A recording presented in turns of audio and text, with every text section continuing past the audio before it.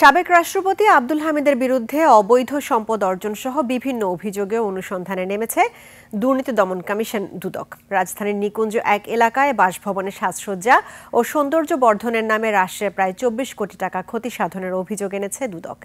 এদিকে ঋণ জালিয়াতি প্রমাণ মেলায় এস আলম গ্রুপের চেয়ারম্যান সহ ৩৪ জনের বিরুদ্ধে মামলা করেছে দুদক। রিপোর্ট করছেন দীপু শিকদার। নায়াসিনামাইড ও স্যালিসাইলিক সমৃদ্ধ লিলি ফেস ওয়াশ যা ফেসের ডেড স্কিন সেল দূর করে দেয় দ্বিগুণ ফাস্টার ব্রাইটেনিং। বাংলাদেশের ইতিহাসে দীর্ঘতম রাষ্ট্রপতি ছিলেন অ্যাডভোকেট আব্দুল হামিদ। বিগত সরকার আমলে টানা ২ মেয়াদে রাষ্ট্রপতি হিসেবে ছিলেন দায়িত্বে। অবসরের পর বঙ্গভবন থেকে ওঠেন নিকুঞ্জে নিজ বাসভবনে। এবার সেই বাড়ির জন্য অর্থ ব্যয়সহ বিভিন্ন অভিযোগে তার বিরুদ্ধে অনুসন্ধানে নেমেছে দুর্নীতি দমন কমিশন দুদক।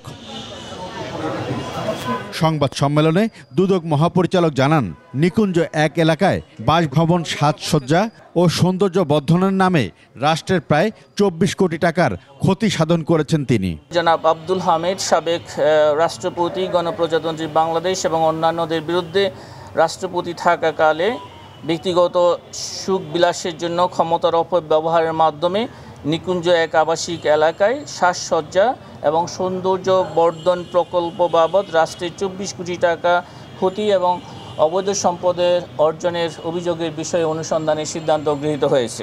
এছাড়া হাজার কোটি টাকার উপর ঋণ জালিয়াতির প্রমাণ মেলায় এস আলম গ্রুপের চেয়ারম্যান সহ ৩৪ জনের বিরুদ্ধে মামলা করার কথা জানান দুদক মহাপরিচালক। ১,৯৬৩ কোটি ৫৪ লক্ষ টাকারও বেশি অর্থ আত্মসাৎ করার অপরাধে দণ্ডবিধি সংশ্লিষ্ট ধারা এবং দুর্নীতি প্রতিরোধ আইন ১৯৪৭-এর ৫-২ এবং মানি লন্ডারিং প্রতিরোধ আইন ২০১২ এর সংশ্লিষ্ট ধারায় অভিযোগ প্রমাণিত হয়। জনাব মোহাম্মদ সাইফুল আলম, পরিচালক S Alam trading company private limited, S Alam ভবন, আসাদগঞ্জ, চট্টগ্রাম সহ মোট ৩৪ জনের বিরুদ্ধে মামলা রুজুর সিদ্ধান্ত গৃহীত হয়েছে। এসব ঋণ অনুমোদনে যারা সহযোগিতা করেছে তাদের বিরুদ্ধেও তদন্ত করা হচ্ছে বলে জানান তিনি। আপনাদেরকে অনেক ধন্যবাদ। দীপু শিকদার, ২১ টেলিভিশন, ঢাকা।